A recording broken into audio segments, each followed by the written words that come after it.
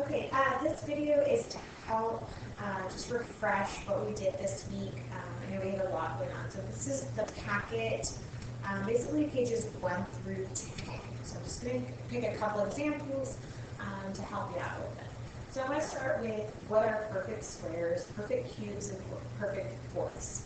Okay, these are the ones that if you're doing 1 squared, 2 squared, things like that, right? So 1 squared is going to give you 1, 2 squared would give you 4, 3 squared is 9, so forth. So 16, 25, and so on.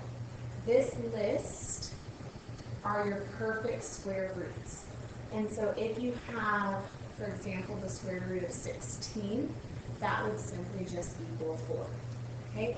These ones we're a little bit used to. We've done these more often, so those hopefully are more memorized than some of the other ones. Now our perfect cubes, these are a list that we're going to need also. So this is 1 cubed. So 1 times 1 times 1 is still 1. 2 cubed is now 2 times 2 times 2, so that'll be 8. We have 3 times 3 times 3, which is 27. 4 times 4 times 4 is 64, and so forth. And so these are examples of our perfect cubes. And so if we needed to take the cube root of, say, 64, okay, where did that come from? So 64 was the 4 times 4 times 4. And so that is also just 4. Okay? And then we go to fourth root. So fourth root is the same number multiplied by itself 4 times. So 1 times 1 times 1 times 1 is 1. 2 times 2 times 2 times 2, that's 16. 3 times 3 times 3 times 3, that's 81. 4 times 4 times 4 times 4, or 4 to the 4th power. It's 256, and we can keep going.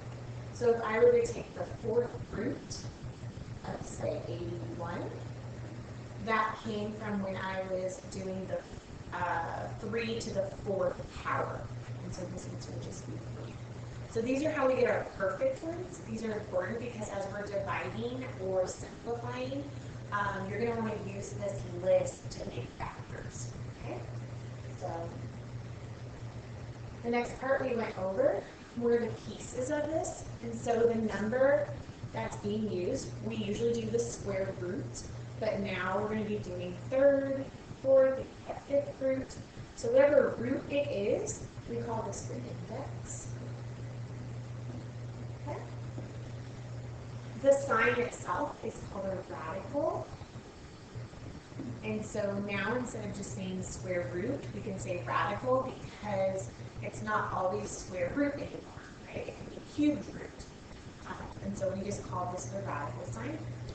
The number that's inside, or the things that are underneath the radical, are called the radicate. Okay.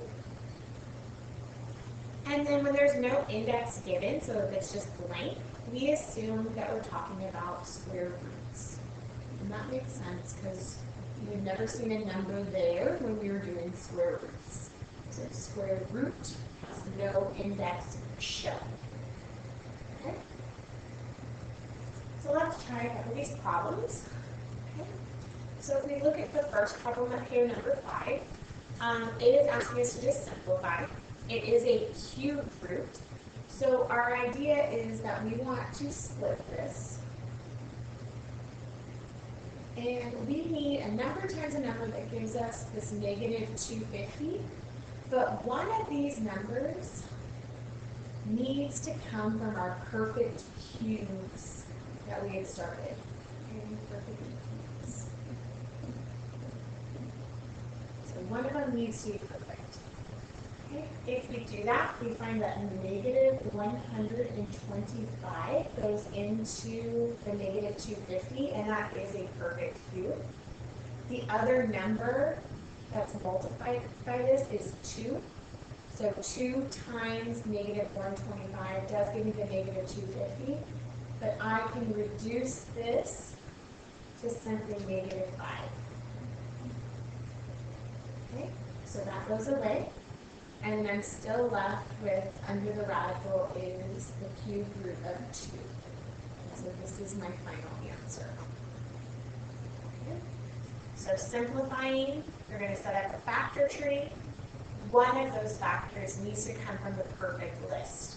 You'll know what list to use by the index. So in this case, the index was 3. Okay. Let's try one that has variables. We also did that this week. So when we have square roots or cube roots, or we have radicals, big variables, I like to split it up so that we can take it into pieces. That's a little easier. Okay. Let's do number 13. So number 13 is a cubed root. Okay. Let's split it up. So we'll split it up by each piece. So that way we can kind of see each piece. Okay. We'll do that right again.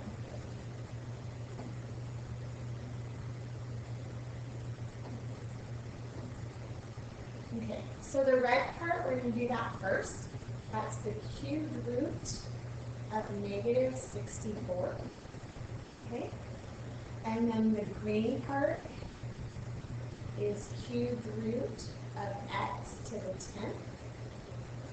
And the blue part is the cubed root of y to the 21.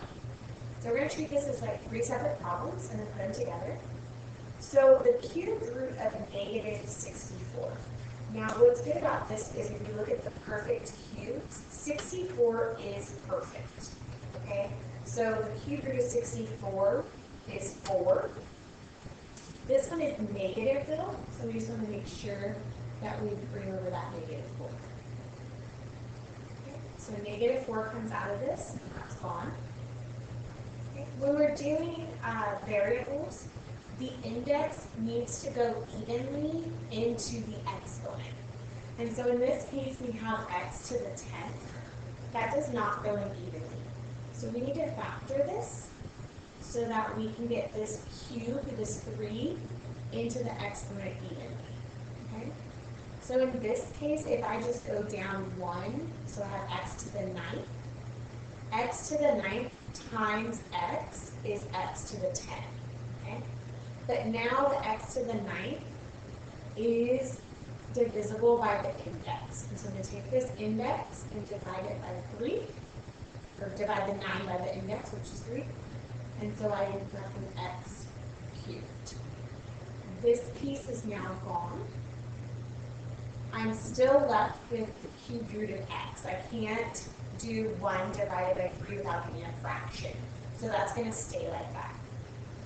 The last one is the y values. We have y to the 21. 21 is a multiple of 3, so that means 3 will go into it evenly. And so therefore, we just can do 21 divided by 3, and that'll give us y to the 7th. So we're now done with that one. And so let's clean it up, and we're just going to put whatever's on the inside, and whatever's on the outside we're going to put together.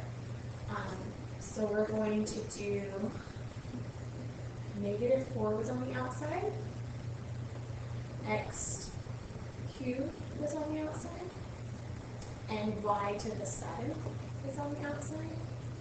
What's left inside was just one of those x values. And so then that's our final answer. So negative 4x cubed y to the 7th cubed root of x.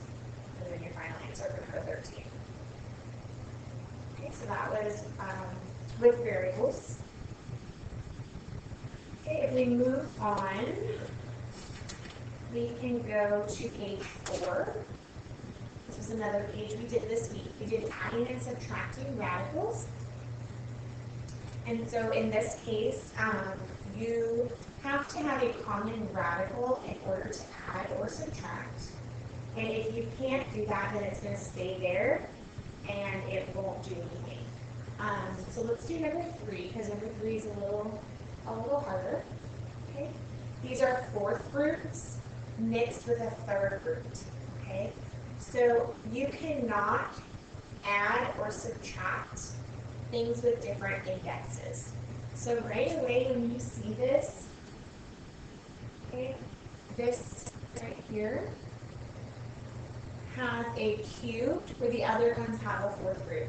So this yellow highlighted one, I am allowed to simplify it, but I cannot add it to those other ones. So it is going to be left out for now, and then we can simplify it later. Okay?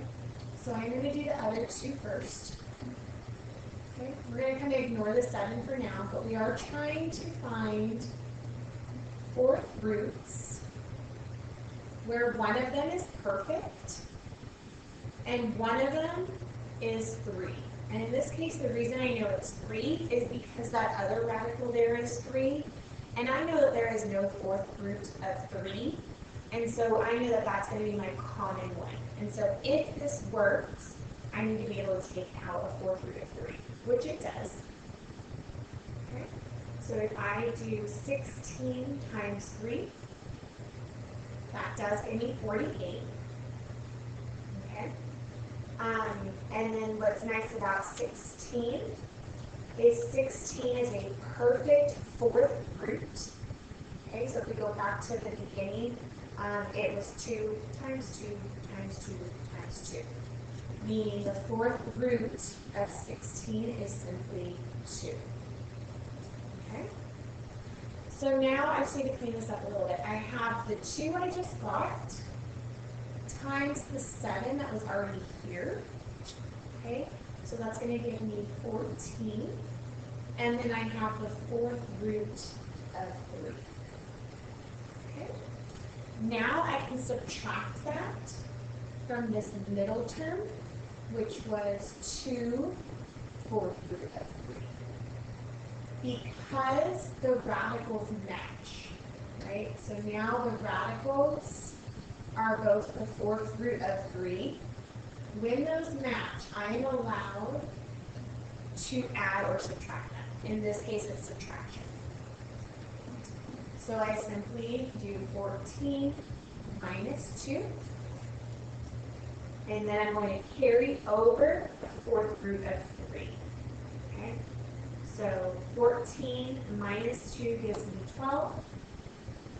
And then we carry over the fourth root of 3. Okay? We are now done with the first term and the second term. We have combined them. Now let's go to that highlighted yellow one that we took away. We cannot add it to this one because they do not have the same index. But I can, however, simplify it. Okay? And so because it's a cubed root, we're trying to find something that goes into it perfectly when it's cubed. What happens is I find 8 times 9. 8 is a perfect cubed root. It turns to 2. So 2 times 2 times 2. And then I need to take that 2 and multiply it by the 3 that was on the outside. So I get 3 times 2, which is 6. And then I'm going to leave this cubed of 9. I can't get anything out of 9. That was an addition in between there. So I'm going to take this and I'm going to add it to the other piece I got. So it was 6 cubed root of 9. These cannot be combined because one is a fourth root and one is a cubed root. And so that is my final answer to number 3 on page 4. Okay.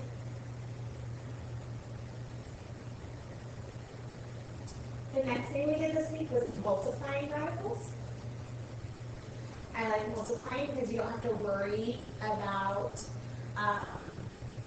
if they have the same radical or not. Because with multiplying, we don't mind that. So if we do number 11, okay, we are going to multiply the inside with the inside and the outside with the outside. Okay? So in the outside in this case, we have a 1 here, it's an imaginary 1, and a 5. So 1 times 5 just gives me 5. Okay? And then inside, I can do the 6 times the 8. Okay? And so the 6 times the 8 gives me the 48. And then with the x's, I can do x to the 4th times x to the 5th. When I multiply things with exponents, as long as they have the same base, I'm adding. So this turns into x to the 9th. Okay. I can, however, simplify this. And so I'm going to try and come up with 2 numbers for 48. So I personally like to split these. Don't forget your 5 later, but with the 48, I'm going to take the square root of 48 and try and split that. And I'm going to take the square root of x to the 9. Excuse me. For 48, I get 16 times 3. Square root of 16. Square root of 3. So one of those is perfect. The square root of 16 is 4.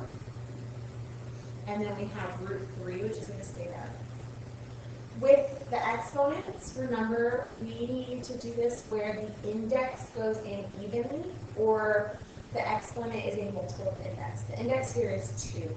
So we need to bring down that 9 to 8. There's 1 left over. But now I can do 8 divided by the 2. The 2 is the index. So it gives me x to the 4th. And so that's done, and that's done. And so we can clean it up a little bit. Things on the outside are going to be this 4, this x to the 4th, and this 5 from the beginning. And so we need to make sure we don't forget that 5 from the beginning. So we're going to do 5 times 4, which is 20. And then we still have this x to the 4th. On the inside of the square root, I have an x, and I have a 3. So if I multiply those back together, I get 3x inside the square root. And this is my final answer to number 11 on page 5.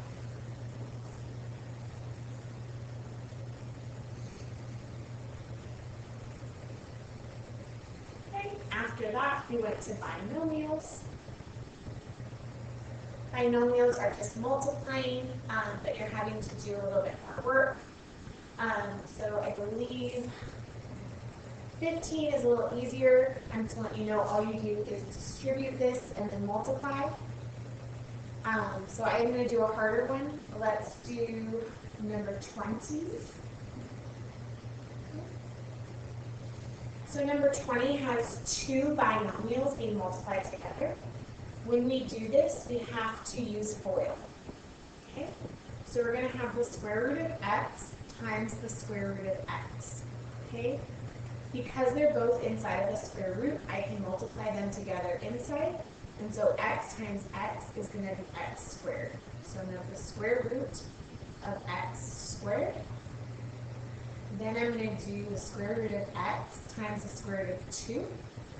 Again, they're both inside the square root, so I can do 2 times x. And then I have to do the other 2. And so I have to do negative square root of 8 times x. So I'm going to get a negative on the outside, and I'm going to have 8x. And then the last one, we have a negative times a positive, so we'll still have a negative on the outside. And then 8 times 2 is 16. All right, now we can clean this up a little bit. So if I have something squared and I take the square root of it, it cancels. And so this square root and this square root will cancel, and so I'm left with just x. Okay. And then I can simplify the 8x.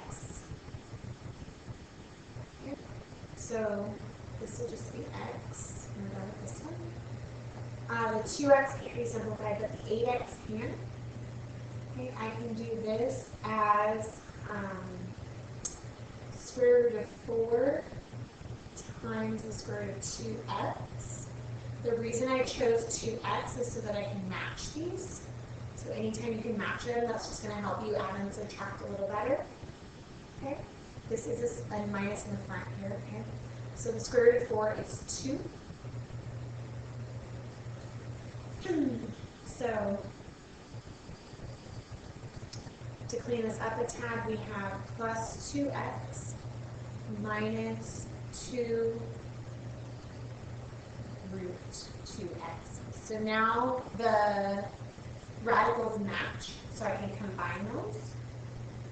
So it's like saying I have a 1 here, an imaginary 1. So I have a plus 1 minus 2. So that will now be a minus 1 square root of 2x. So let's do a different color so you can bring it down. So we have this brought down as x. And then we have a 1 minus a 2, so it's going to be a negative 1 root 2x. And then our last one, we have a square root of 16. That's perfect. That ends up being 4. We do have a minus here, so it'll be minus 4. From there, I cannot combine anything else, so this is my answer. X minus the square root of 2x minus 4. It's a little tougher, so number 20 on page 5.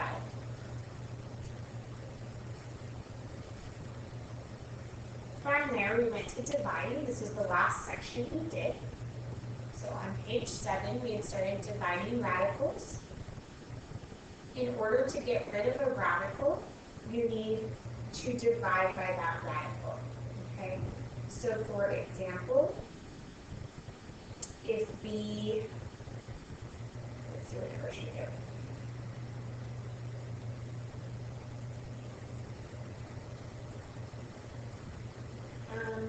Let's start.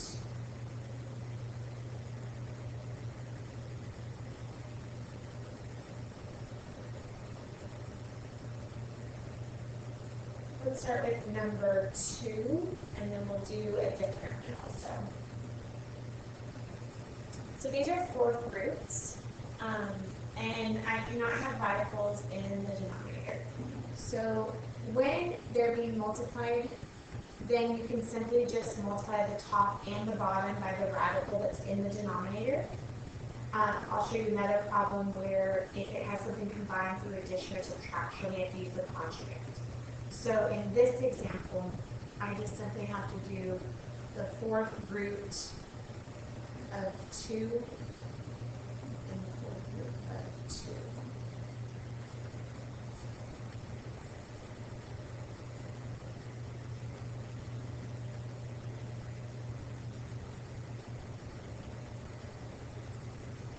I'm actually going to pause this. We didn't do this one in class, so I'm going to wait, and make sure I do this with the entire class. So let's wait on number 2. I'm sorry. I was just thinking we didn't do this one in class, so we'll do this next week, so that way everybody has it. Okay, so for the sake of this, let's do a radical with conjugate. Okay. I think that was page 9.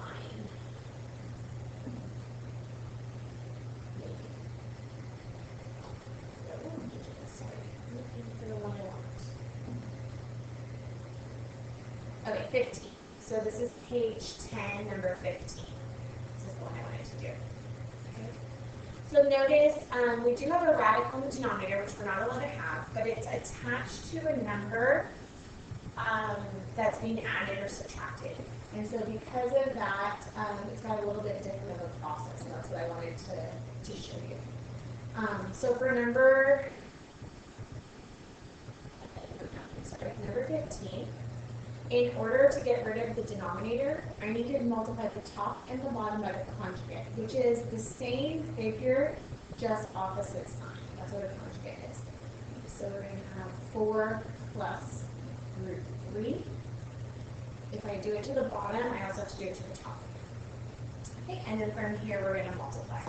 So on the top, we're going to distribute this 12. So this is a little easier because it's only got a distribution rather than on the denominator we have the binomials that we had just done, okay? So on the top we just have to do 12 times 4, okay? So that's going to give me 48. And then 12 times root 3. So it's going to be plus 12 root 3. Okay? On the bottom is where we have to FOIL. So we're going to do 4 times 4, which is 16. 4 times the root 3, so it's going to be plus 4 root 3. And then we have negative root 3 times 4, so it'll be negative 4 root 3. And then the last one is a negative times a positive, so it will be a negative. And then we have the square root of 3 times the square root of 3, which will be the square root of 9. Okay, so let's simplify that a little bit. You notice that the radicals, the little radicals, disappeared because they are opposite of each other. So when I multiply by the conjugate, that's what I wanted to happen. I want the middle pieces to cancel. So these do cancel. And so we're left with 16 minus the square root of 9. But the square root of 9 is 3. And so now we can clean this up a little bit. And so we get 16 minus 3, which is going to be 13 on the bottom. On the top, we can't combine those because they don't have the same radical. So you are left with 48 plus 12 root 3 as your answer on top. And so this is your final answer. You cannot simplify because it's addition. So there's no simplifying allowed. Even if you were able to, when it's adding or subtracting, you can't do that. Okay? So that's pretty much what we did for this week. Hopefully this helped if anyone was absent. And we will do some more next week. Have a good weekend.